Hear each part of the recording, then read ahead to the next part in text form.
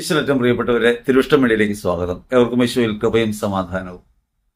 ആത്മീയ പാഠങ്ങളിൽ ദൈവാനുഭവത്തിന്റെ തലങ്ങളെ എങ്ങനെയാണ് തിരിച്ചറിയേണ്ടത് എന്നതിനെക്കുറിച്ചാണ് നമ്മൾ ഇന്ന് ആലോചിക്കുന്നത്. ലോകാരംഭം മുതൽ ദൈവം ഉണ്ടോ ഇല്ലയോ എന്ന് തർക്കം നിലനിൽക്കുന്നുണ്ട്. ദൈവിക സങ്കല്പങ്ങളെ സംബന്ധിച്ച വിവിധമായ ധാരണകൾ, പഠനങ്ങൾ ആദ്യകാലം മുതലേ മനുഷ്യന്റെ ജീവിത വഴിയിലുണ്ട്. ദൈവമുണ്ട് എന്ന് വാദിക്കുന്നവരും ദൈവമില്ല എന്ന് വാദിക്കുന്നവരും അന്നേ നിലവിലുണ്ട്. വസ്തുനിഷ്ഠ യാഥാർത്ഥ്യങ്ങൾക്കകത്ത് ദൈവത്തെ കണ്ടെത്താനുള്ള ശ്രമങ്ങൾ ഇരുപക്ഷവും മുന്നോട്ട് വയ്ക്കുന്നു. ജീവിതത്തിൽ പലപ്പോഴും ദൈവമുണ്ട് എന്നതിന് തെളിവന്വേഷിക്കുന്നവരും ഇല്ല എന്ന് സ്ഥാപിക്കാൻ ശ്രമിക്കുന്നവരും നമ്മുടെ ചുറ്റുവട്ടത്ത് നമുക്ക് കണ്ടുമുട്ടാൻ പറ്റും. വാസ്തവത്തിൽ ദൈവത്തെ വസ്തുനിഷ്ഠമായ യാഥാർത്ഥ്യത്തിനകത്ത് നമുക്ക് സ്ഥാപിച്ചുറപ്പിക്കാൻ കഴിയില്ല. തർക്കവിതർക്കങ്ങളിലൊക്കെ നമ്മൾ കണ്ടുമുട്ടുന്നത് ഇതിനുള്ള ശ്രമങ്ങളാണ്. ദൈവമില്ല, ദൈവത്തിന് തെളിവില്ല എന്ന് നിരീശ്വരവാദികൾ വാദിക്കുമ്പോൾ ദൈവമുണ്ട് എന്ന് പറയാനായി വിശ്വാസികൾ തങ്ങൾക്കുണ്ടായ ജീവിതാനുഭവങ്ങൾ മുന്നോട്ട് വയ്ക്കും. അല്ലെങ്കിൽ ശാസ്ത്രീയമായും ഭൗതികമായുമുള്ള ലോകത്ത് മനുഷ്യർക്ക് എത്തിപ്പെടാൻ കഴിയാത്ത, ഉത്തരം കിട്ടാത്ത ചോദ്യങ്ങൾക്ക് ദൈവമാണ് മറുപടി എന്ന നിലയ്ക്ക് സമർത്ഥിക്കാൻ ശ്രമിക്കും. ഈ തർക്കങ്ങൾ എന്നും നിലനിൽക്കുന്നതാണ്. ദൈവം എന്ന് പറയുന്നത് അമൂർത്തമായ ഒരു കാര്യമാണ്. മൂർത്തമായ സാഹചര്യങ്ങളിൽ മാത്രം മനസ്സിലാക്കാൻ കഴിയുന്ന ഒരു കാര്യമല്ല. അതിന് ഏറ്റവും എളുപ്പത്തിൽ പറയാവുന്ന ഒരു കാര്യം, ദൈവം അനുഭവതലത്തിൽ ഉണ്ടാകേണ്ട കാര്യമാണ്. ദൈവം വസ്തുക്കളിൽ തെളിയിച്ചെടുക്കാവുന്ന കേവലമായ ഒരു യാഥാർത്ഥ്യമല്ല. രണ്ട് യാഥാർത്ഥ്യങ്ങളാണുള്ളത്, കേവലമായിട്ടുണ്ട്, സമ്പൂർണമായിട്ടുണ്ട്. സമ്പൂർണ്ണ യാഥാർത്ഥ്യങ്ങൾ നമുക്കൊരിക്കലും തിരിച്ചറിയാൻ പറ്റില്ല. ഇപ്പൊ സ്നേഹം നമുക്കങ്ങനെ ഒരു അളവുകോൽ വെച്ച് അളന്നെടുക്കാവുന്ന ഒന്നല്ല. സ്നേഹമാപിനി എന്നൊരു മാപിനിയില്ല. അതുകൊണ്ട് സ്നേഹത്തെ അളക്കാൻ സാധ്യമല്ല. സ്നേഹം എവിടെയാണെന്ന് കണ്ടെത്താനും സാധ്യമല്ല. നാം വിചാരിക്കുന്നത് തന്നെയാണ് സ്നേഹമെന്ന് പറയാൻ കഴിയില്ല. പലപ്പോഴും സ്നേഹത്തിന് വിവിധങ്ങളായ മുഖങ്ങൾ നമുക്ക് കാണാൻ പറ്റും. ജീവിതത്തിന്റെ പല അനുഭവതലങ്ങളിലും സ്നേഹം അനുഭവപ്പെട്ടവരാണ് നമ്മൾ. അനുഭവപ്പെടാതെ പോയതിനെക്കുറിച്ച് പരാതിയുള്ളവരുമാണ് നമ്മൾ. പക്ഷെ സ്നേഹം സ്ഥായിയായി എന്താണ്, എങ്ങനെയാണ് എന്ന് പറയാൻ കഴിയില്ല. സത്യത്തെ സംബന്ധിച്ച് ഇങ്ങനെയാണ്. സത്യം എന്നത് യാഥാർത്ഥ്യമാണ് നമുക്കറിയാം. പക്ഷെ ആ യാഥാർത്ഥ്യത്തിലേക്ക് എത്തുന്നതിനുള്ള സത്യത്തിന്റെ അംശങ്ങളല്ലാതെ സത്യത്തിന് സമ്പൂർണമായ അനുഭവം ഒരിക്കലും നമുക്ക് കണ്ടെത്താൻ പറ്റില്ല. അങ്ങയുടെ വചനമാണല്ലോ സത്യമെന്ന് യോഹന്നാൻ സുവിശേഷത്തിൽ 17:17 പറയുന്നുണ്ട്. അപ്പൊ യഥാർത്ഥത്തിൽ സത്യമായ ക്രിസ്തുവിനെയാണ് നമ്മൾ അന്വേഷിക്കുന്നത്. പക്ഷെ ജീവിത യാഥാർത്ഥ്യത്തിനകത്ത് വസ്തുനിഷ്ഠ യാഥാർത്ഥ്യങ്ങൾ, വസ്തുനിഷ്ഠമായ സത്യങ്ങൾ, അവയെല്ലാം താൽക്കാലികങ്ങളും ആപേക്ഷികങ്ങളുമാണ് നമുക്ക് കാണാൻ പറ്റും. ഒരാൾക്ക് സത്യം മറ്റൊരാൾക്ക് സത്യമാകണമെന്നില്ല. കാരണം ഈ സത്യം നമ്മൾ കണ്ടെത്താൻ ശ്രമിക്കുന്നത് പരിമിത യാഥാർത്ഥ്യങ്ങൾക്കകത്താണ്. സ്നേഹത്തെയും സത്യത്തെയും പോലെ ദൈവം എന്നതും നമുക്ക് പരിമിത യാഥാർത്ഥ്യങ്ങളിൽ അളന്നെടുക്കാവുന്ന ഒരു കാര്യമല്ല, അനുഭവിച്ചറിയാൻ മാത്രം കഴിയുന്ന കാര്യമാണ്. നരേന്ദ്രൻ വിവേകാനന്ദനായി മാറിയ ഒരു കഥ ചരിത്രത്തിൽ നമുക്ക് വായിക്കാൻ പറ്റും. ശ്രീരാമകൃഷ്ണ പരമഹംസൻ ധ്യാനനിരതനായിരിക്കെ നരേന്ദ്രൻ എന്ന് പറയുന്ന യുവാവ് ശ്രീരാമകൃഷ്ണ പരമഹംസനെ കാണുന്നു. പരമഹംസനെ തോണ്ടി ഉണർത്തിക്കൊണ്ട് നരേന്ദ്രൻ ചോദിക്കുകയാണ്, ദൈവത്തെ കാണിച്ചു തരാമോ? ധ്യാനനിരതനായ ഗുരു ഒരു ഉത്തരം നൽകുമെന്ന് പ്രതീക്ഷിച്ചിട്ടാണ് നരേന്ദ്രൻ ചോദിക്കുന്നത്. നരേന്ദ്രന്റെ കവിളിൽ ആഞ്ഞൊരടി കൊടുക്കുകയാണ് പരമഹംസൻ ചെയ്യുന്നത്. പരമഹംസന്റെ ഈ പ്രവൃത്തിയിൽ വേദനിച്ച് അയ്യോ എന്ന് പറയുന്ന നരേന്ദ്രനോട് പരമഹംസൻ ചോദിക്കുന്നുണ്ട്, എന്തു പറ്റി? നരേന്ദ്രൻ കവിൾ പൊത്തിക്കൊണ്ട് പറഞ്ഞു, വേദന എടുക്കുന്നു. എവിടെയെന്നാണ് പരമഹംസൻ ചോദിക്കുന്നത്. നരേന്ദ്രന് കാട്ടിക്കൊടുക്കാൻ കഴിയുന്നില്ല. വേദന നമുക്ക് ഒരാൾക്ക് കാട്ടിക്കൊടുക്കാൻ കഴിയില്ല. നമ്മുടെ ഹൃദയത്തെ ഒരാൾക്ക് മുമ്പിൽ തുറന്നു വെക്കാൻ കഴിയില്ല. നാം അനുഭവിക്കുന്ന വേദനയെ അളക്കാൻ ഇതുവരെ ഒരു മാപിനിയും കണ്ടെത്തിയിട്ടില്ല. വേദന എന്താണെന്ന് നമുക്ക് പറയാൻ കഴിയില്ല, അനുഭവിക്കാനേ കഴിയൂ. സ്നേഹം അനുഭവിക്കാനേ കഴിയൂ. സത്യത്തെ നമുക്ക് അനുഭവതലത്തിൽ മാത്രമേ സാക്ഷാത്കരിക്കാൻ കഴിയൂ. സത്യമെന്നതും സ്നേഹമെന്നതും അമൂർത്തമായിരിക്കുന്നത് പോലെ, വേദന യാഥാർത്ഥ്യമായിരിക്കുന്നത് പോലെ യാഥാർത്ഥ്യം തന്നെയാണ് ദൈവം. ആ ദൈവത്തെക്കുറിച്ച് തർക്കവിതർക്കങ്ങളിൽ ഏർപ്പെടുന്നതിൽ അർത്ഥമില്ല. തർക്കിച്ച് തെളിയിച്ചെടുക്കാവുന്ന ഒന്നല്ല, സ്ഥാപിച്ചെടുക്കാവുന്ന ഒന്നല്ല ദൈവമുണ്ട് ഇല്ല എന്ന വാദങ്ങൾ. ഒരുവൻ ദൈവമില്ല എന്ന് കരുതിയാൽ അവനെ സംബന്ധിച്ച് ദൈവമില്ല. ഒരുവന് ദൈവമുണ്ട് എന്ന് ബോധ്യമുണ്ടെങ്കിൽ അവനെ സംബന്ധിച്ച് ദൈവമുണ്ട് എന്നാണ് ബുദ്ധൻ പറയുക. ഒരിക്കലും വിവേചിച്ചെടുക്കാൻ കഴിയില്ല. ജീവിതാനുഭവങ്ങൾക്കകത്ത് കണ്ടെത്തുകയും അനുഭവിക്കുകയും ചെയ്യണം. ആ യാഥാർത്ഥ്യത്തെ അംഗീകരിക്കാൻ നമുക്ക് കഴിയണം. അത് അനുഭവപ്പെടുത്താനും ഈ ലോകത്ത് ദൈവത്തിന്റെ സ്നേഹത്തെ പങ്കുവെച്ചു കൊടുക്കാനും അങ്ങനെ അപരത്വത്തിന് ദൈവത്തിന്റെ വെളിച്ചം പകർന്നു കൊടുക്കാനും വിളിക്കപ്പെട്ടവരാണ് നമ്മൾ. ഇതാണ് നമ്മുടെ ദൗത്യം. നമ്മുടെ ലക്ഷ്യമാകട്ടെ പരമമായി സ്നേഹത്തിൽ എത്തിച്ചേരുക എന്നുള്ളത്. സ്നേഹം പകർന്നു കൊടുക്കുന്നതിലൂടെ ദൈവസ്നേഹാനുഭവത്തിലേക്ക് നമ്മൾ എത്തിച്ചേരുന്നു. ആ യാത്ര ദൈവികമായ സമ്പൂർണതയിലേക്ക് എത്തിച്ചേരും നിത്യതയിൽ എന്ന പ്രത്യാശയാണ് നമ്മെ നയിക്കുന്നത്. ജീവിതത്തിൽ സ്നേഹം ഇങ്ങനെ പകർന്നു കൊടുക്കുന്ന പ്രവൃത്തിയായിട്ട് നമുക്ക് എത്രത്തോളം മാറാൻ കഴിയുന്നുണ്ടോ അത്രത്തോളം അവനവനെ ഒഴിഞ്ഞ് ആത്മാവിനകത്ത് ദൈവികമായ സാന്നിധ്യം തിരിച്ചറിഞ്ഞ് ജീവിക്കാൻ നമുക്ക് കഴിയും. ആത്മീയ വഴി അതാണ്. ഭൗതിക യാഥാർത്ഥ്യമായ ഈ ലോകത്തിന്റെ സാധ്യതകളെ മറ്റുള്ളവർക്ക് വേണ്ടി ജീവൻ പകരുന്ന, സ്നേഹം പകരുന്ന പ്രവൃത്തിക്കായിട്ട് എത്രത്തോളം നമുക്ക് വിനിയോഗിക്കാൻ കഴിയുന്നുവോ അത്രത്തോളം അവനവനെ ഒഴിഞ്ഞ് അവരത്വത്തിൽ ദൈവത്തെ കണ്ടെത്താനും സ്നേഹിക്കാനും നമുക്ക് കഴിയും. നിർവ്യാജമായ ഈ സ്നേഹമാണ് യഥാർത്ഥത്തിൽ ആരാധനയായിട്ട് മാറേണ്ടത്. അവരന് വേണ്ടി അഹർനിശം പ്രയത്നം കൃപണത വിട്ട് കൃപാല് ചെയ്തിടുന്നു. നമ്മുടെ ജീവിത പ്രവൃത്തികളൊക്കെ കാരുണ്യത്തിന്റെയും സ്നേഹത്തിൻ്റെതുമായിട്ട് മാറുമ്പോഴാണ് മറ്റുള്ളവർക്ക് ദൈവം ആരാണെന്ന് മനസ്സിലാകുക, ദൈവത്തിന്റെ സ്നേഹം വെളിപ്പെടുക. കാരണം കൂടാതെയുള്ള സ്നേഹം, പ്രത്യേകമായ ഒരു താല്പര്യവും വയ്ക്കാതെയുള്ള സ്നേഹം, തിരികെ കിട്ടുമെന്ന് പ്രതീക്ഷിക്കാത്ത സ്നേഹം, അവരന് വേണ്ടി നമ്മുടെ ജീവിതം തന്നെ അർപ്പിക്കാൻ ഹൃദയം ഉണർത്തുന്ന ഒരു സ്നേഹഭാവം നമ്മിലുണ്ടെങ്കിൽ നമ്മൾ ക്രിസ്തു വെളിപ്പെടും. നമ്മൾ ക്രിസ്തു വെളിപ്പെടുന്ന അപ്പോഴാണ് ഈ ലോകത്തിന്റെ സാമാന്യതകളെ ലംഘിക്കുന്ന ഒരു സ്നേഹാനുഭവം നമുക്ക് പകർന്നു കൊടുക്കാൻ കഴിയുമെങ്കിൽ, പ്രത്യേകിച്ചൊന്നും നേടാനില്ലാതെ, പ്രത്യേകിച്ചൊരു താല്പര്യവുമില്ലാതെ, പേര് പോലും വെളിപ്പെടുത്താതെ ചില ഘട്ടങ്ങളിലൊക്കെ നന്മ ചെയ്ത് കടന്നു പോകുന്ന ആളുകളുണ്ട്. ഈ അനുഭവമാണ് യഥാർത്ഥത്തിൽ സ്നേഹത്തെ വെളിപ്പെടുത്തുന്നത്. നിർവ്യാജമായി പ്രത്യേകിച്ചൊരു ഉപകാരവും തിരികെ പ്രതീക്ഷിക്കാതെ ഒരാളെ സ്നേഹിക്കാൻ കഴിയുക കേവലമായി സാധ്യമായ കാര്യമല്ല അത്. ഈ ലോകത്തിന്റെ ബന്ധങ്ങൾ എങ്ങനെയാണ്? തിരികെ കിട്ടുമെന്നുള്ള പ്രതീക്ഷയാണ്. നിഷ്കളങ്കമാണ് നമ്മുടെ സ്നേഹമെന്ന് പലപ്പോഴും നമുക്ക് പറയാൻ കഴിയില്ല. നമ്മുടെ സ്നേഹമൊക്കെ എപ്പോഴും മറ്റുള്ളവരിൽ നിന്ന് എന്തെങ്കിലും പ്രതീക്ഷിക്കുന്നതാണ്. ഒരു നല്ല വാക്കെങ്കിലും, ഒരു നന്മയുടെ വാക്കെങ്കിലും പ്രതീക്ഷിക്കുന്നതാണ്. കാരുണ്യ പ്രവർത്തികളൊക്കെ അധപ്പതിക്കുന്നത് ഇത്തരത്തിലാണ്. നമ്മൾ കണ്ടിട്ടില്ലേ, സ്കൂൾ തുറക്കുന്ന സമയത്ത് പുസ്തകങ്ങൾ കൊടുക്കുന്നു, കുട്ടികൾക്ക് പഠനോപകരണങ്ങൾ കൊടുക്കുന്നു എന്നൊക്കെ പറഞ്ഞ് സ്റ്റേജ് കെട്ടി നമ്മൾ വിളിച്ചു പറയും. അങ്ങനെ വീട്ടുപേരൊക്കെ വിളിച്ച് കുട്ടികളെ വിളിക്കുന്ന സമയത്ത് ഈ കുട്ടികൾ തല താഴ്ത്തി അപമാനിതരായി ഈ പറഞ്ഞ സൗജന്യം സ്വീകരിക്കും. നമ്മൾ വലിയ കാരുണ്യം ചെയ്യുന്നു എന്നാണ് നമ്മൾ കരുതുന്നത്. വാസ്തവത്തിൽ നാം ചെയ്യുന്ന ഒരു ദ്രോഹമാണ്. അവന്റെ വ്യക്തിത്വത്തെ ഇടിച്ചു താഴ്ത്തി അവന്റെ മേൽ അഭിഷത്വം പുലർത്തുന്നതായിട്ട് നമ്മുടെ കാരുണ്യ പ്രവൃത്തികൾ മാറും. യഥാർത്ഥ കാരുണ്യം എന്നത് മറ്റൊരാൾ അറിയാതെ ഒരുവന്റെ ജീവിതത്തിനകത്ത് അവന്റെ ആവശ്യങ്ങളിൽ ഇടപെടാൻ ശേഷിയുള്ള ഒന്നായിട്ട് നമ്മുടെ പ്രവൃത്തികൾ മാറുമ്പോഴാണ് ദൈവസ്നേഹത്തെ വെളിപ്പെടുത്താൻ പറ്റുക. വീട് വെച്ച് കൊടുക്കുന്ന കണ്ടിട്ടില്ലേ? ഒരു പള്ളിയിൽ വീട് വെച്ച് കൊടുക്കുന്നുണ്ടെങ്കിൽ ആ നാട്ടുകാർ മുഴുവനും അറിഞ്ഞ് ഇന്നയാൾക്ക് വീട് വെച്ച് കൊടുക്കണമെന്ന്. അങ്ങനെ ഔദാര്യം പറ്റി ജീവിക്കുന്ന നിസ്സഹായനായ നിരാലംബനായ ഒരാളായിട്ട് ഒരു വ്യക്തിയെ ഇടിച്ചു താഴ്ത്തിയിട്ടാണ് നമ്മൾ ഒരാൾക്ക് ഒരു നന്മ ചെയ്തു കൊടുക്കുക. ഭൗതികമായൊരു നന്മയാണ്, ഈ ലോകത്തിന് മുമ്പിൽ ഒരു നന്മയാണ്, നന്മ പ്രവൃത്തിയാണ്, അതിലൊന്നും തർക്കമില്ല. പക്ഷെ ആ നന്മ ദൈവസ്നേഹത്തിന്റെ നന്മയല്ല. അവിടെ പറ്റുന്ന പെശകെന്താണ്? ഒരു വ്യക്തി ഈ ലോകത്ത് ഒന്നുമല്ലാത്തവനായും ഇല്ലാത്തവനായും എല്ലാവരുടെയും ഭിക്ഷ സ്വീകരിക്കുന്ന ഒരുവനായും നിൽക്കുകയാണ്. അങ്ങനെ കാരുണ്യം പ്രതീക്ഷിച്ച് കരങ്ങൾ കൂപ്പി മറ്റുള്ള മുമ്പിൽ തൊഴുകയോടെ നിൽക്കുന്ന ഒരു സാധുവിനെ, ഒരു നിരാശ്രിതനെ നമ്മൾ സൃഷ്ടിച്ചെടുക്കുകയാണ്. വാസ്തവത്തിൽ അവൻ ദൈവസ്നേഹം അനുഭവിക്കുകയല്ല ചെയ്യുന്നത്. ഭൗതികമായി അവന് നേട്ടം ഉണ്ടാകുന്നുണ്ട്, പക്ഷെ അവന്റെ നേട്ടം അവന്റെ ആത്മാവിനെ ഇടിച്ചു താഴ്ത്തുന്ന ഒന്നായിട്ട് മാറും. ദൈവത്തിന്റെ സ്നേഹം എങ്ങനെയാണ് പ്രവർത്തിക്കേണ്ടതെന്ന് ക്രിസ്തു വെളിപ്പെടുത്തുന്നുണ്ട്. തന്റെ ജീവൻ തന്നെ മറ്റുള്ളവർക്ക് വേണ്ടി അർപ്പിച്ചുകൊണ്ടാണ് ക്രിസ്തു വെളിപ്പെടുത്തുക. നമ്മുടെ ആവശ്യപ്രകാരമല്ല, നമ്മൾ ചോദിച്ചിട്ടല്ല. ദൈവം തന്നെ നമ്മെ സ്നേഹിച്ചത് നമ്മൾ ചോദിച്ചിട്ടോ ആവശ്യപ്പെട്ടിട്ടോ അല്ല. ദൈവത്തിന്റെ പുത്രൻ ഈ ലോകത്തിലേക്ക് വന്നത് നമുക്ക് വേണ്ടി പകരം മരിക്കാനാണ്, നമുക്ക് നിത്യസൗഭാഗ്യം നേടിത്തരാനാണ്, തന്റെ ജീവിതം ശുശ്രൂഷയായി സമർപ്പിച്ചുകൊണ്ടാണ്. ഇങ്ങനെ അവരന് വേണ്ടിയാണ് എൻ്റെ ജീവിതം എന്നൊരു യാഥാർത്ഥ്യത്തിലേക്ക് നമുക്ക് എത്തിച്ചേരാൻ കഴിയണം.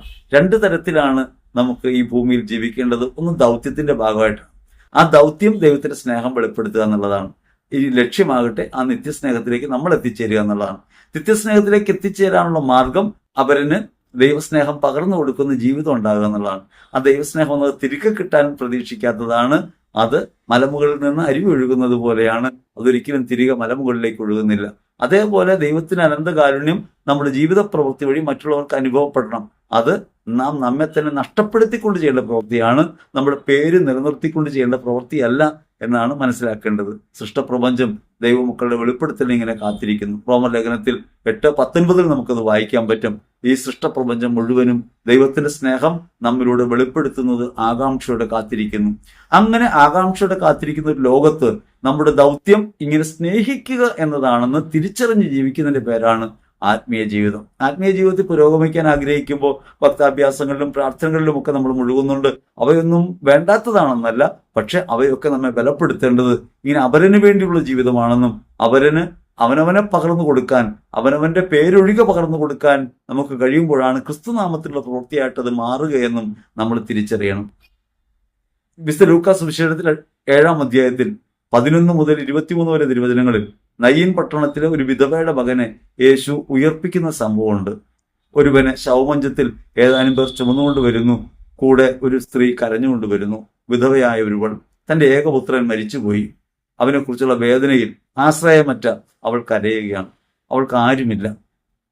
ഭർത്താവ് നഷ്ടപ്പെട്ടാൽ തന്നെ യഹൂദ പാരമ്പര്യത്തിനകത്ത് ജീവിച്ചു പോകുക വലിയ ബുദ്ധിമുട്ടാണ്. അന്ന് അത്തരത്തിൽ വേദനാജനകമായ ജീവിതം നയിക്കേണ്ടി വരുന്ന ഒരു സ്ത്രീ തനിക്ക് ഏക ആശ്രയമായി ഉണ്ടായിരുന്ന മകനും കൂടി നഷ്ടപ്പെട്ടപ്പോൾ വിലപിച്ചുകൊണ്ട് വരികയാണ്. അവൾ ആരോടും അവൻ ഉയർപ്പിക്കണമെന്ന് ആവശ്യപ്പെട്ടിട്ടില്ല. അവൾ യേശുവിനെ പ്രണമിക്കുന്നില്ല, യേശുവിനോട് ആവശ്യപ്പെടുന്നില്ല. പക്ഷേ യേശു അവളുടെ ദുഃഖം കണ്ട്, ജീവിതത്തിലെ സങ്കടം കണ്ട്, അവളുടെ നിരാശ്രയത്വം കണ്ട് മനസ്സലിഞ്ഞ് ഈ ശവമഞ്ചത്തിൽ പോയി സ്പർശിക്കുന്നു. ഈ യുവാവ് എഴുന്നേൽക്കുന്നു. അങ്ങനെ മരിച്ചവനെ എഴുന്നേൽപ്പിച്ച് അവരെ ഏൽപ്പിക്കുന്നുണ്ട്. ഈ പ്രവൃത്തി ഒരു പ്രവാചക ദൗത്യത്തിന്റെ തുടർച്ചയായിട്ട് നമുക്ക് കാണാം. യേശു ഈ ലോകത്തിലേക്ക് വരുമ്പോൾ യെശയ്യാ പ്രവാചകൻ പറയുന്നത് ഒരു വെളിച്ചം വരുന്നുവെന്നാണ്. മുടന്തിനെ സൗഖ്യപ്പെടുത്തുന്ന, തളർന്ന കൈകളെ ബലപ്പെടുത്തുന്ന ഒരാൾ വരാനിരിക്കുന്നു. ഈ വരവ് യഥാർത്ഥ പ്രവാചകപരമായ ഒരു ദൗത്യത്തിന്റെ ഭാഗമാണ്. 1 രാജാക്കന്മാരുടെ പുസ്തകത്തിൽ 17-ാം അധ്യായത്തിൽ സറാഫാത്തിലെ വിധവയുടെ മകനെ ഉയർപ്പിക്കുന്ന ഏലിയായെ നമുക്ക് കാണാം. പ്രവാചകന്മാരിൽ ഏറ്റവും ശ്രേഷ്ഠനായ ഏലിയ ഈ കുഞ്ഞിനെ ഉയർപ്പിച്ച് അവർക്ക് നൽകുന്നു. തന്നോട് കാരുണ്യം കാണിക്കുകയും തന്നെ സ്നേഹം കൊണ്ട് മൂടുകയും തനിക്ക് ഭക്ഷണം നൽകുകയും ചെയ്ത വിധവയായ ഒരു സ്ത്രീയുടെ ഏകമകൻ മരിച്ചു പോകുമ്പോൾ അവളോട് കാരുണ്യം കാണിക്കുന്ന ഒരാളെയാണ് ഏലിയായിൽ കാണുന്നതെങ്കിൽ, ഇവിടെ പ്രത്യേകിച്ച് തനിക്ക് ഒരു ഉപകാരവുമില്ലാത്ത, തന്റെ ജീവിതവുമായി ഒരു ബന്ധമില്ലാത്ത ഒരു വിധവ അവളുടെ ജീവിതത്തിൽ ദുഃഖിതയായി നിരാശ്രയത്വത്തോടെ വിലപിച്ചുകൊണ്ട് വഴിയിലൂടെ പോകുമ്പോൾ അവളുടെ മകനെ ഉയർപ്പിച്ച് കരങ്ങളിൽ ഏൽപ്പിക്കുകയാണ്. ഇവിടെ പ്രത്യേകിച്ചൊന്നും നേടിയെടുക്കാനില്ലാതെ, ഒരു താല്പര്യവുമില്ലാതെ അവരന് ജീവിതത്തിൽ തുണയായി മാറുന്ന, അവരുടെ സങ്കടങ്ങളിൽ അവനെ ആശ്വസിപ്പിക്കുന്നവനായി മാറുന്ന ദൈവിക ഭാവം വെളിപ്പെടുന്നു. ജനം പറയുന്നുണ്ട്, ദൈവം നമ്മെ സന്ദർശിച്ചിരിക്കുന്നു. ദൈവം സന്ദർശിച്ചിരിക്കുന്നു എന്ന് തോന്നുന്ന എപ്പോഴാണ്? ആരും സഹായിക്കാനില്ലാത്തൊരു സമയത്ത് നമ്മുടെ ഹൃദയവതയറിഞ്ഞ് നമ്മെ സഹായിക്കാനായി ഒരുവൻ വന്നെത്തുമ്പോഴാണ്. നമുക്ക് ദൈവത്തെ വെളിപ്പെടുത്താൻ കഴിയുന്നത് അനുഭവത്തിലൂടെയാണെന്ന് പറഞ്ഞല്ലോ. അത് നമുക്കുണ്ടാകുന്ന ആത്മനിഷ്ഠമായ അനുഭവതലത്തെക്കുറിച്ചല്ല. ആത്മനിഷ്ഠമായ അനുഭവത്തെക്കാൾ അവരനുണ്ടാകുന്ന അനുഭവത്തിന് നമ്മൾ കാരണക്കാരായി മാറുമ്പോഴാണ് യഥാർത്ഥത്തിൽ ദൈവസ്നേഹം അനുഭവിക്കാൻ കഴിയുക, ദൈവത്തെ വെളിപ്പെടുത്താൻ കഴിയുക.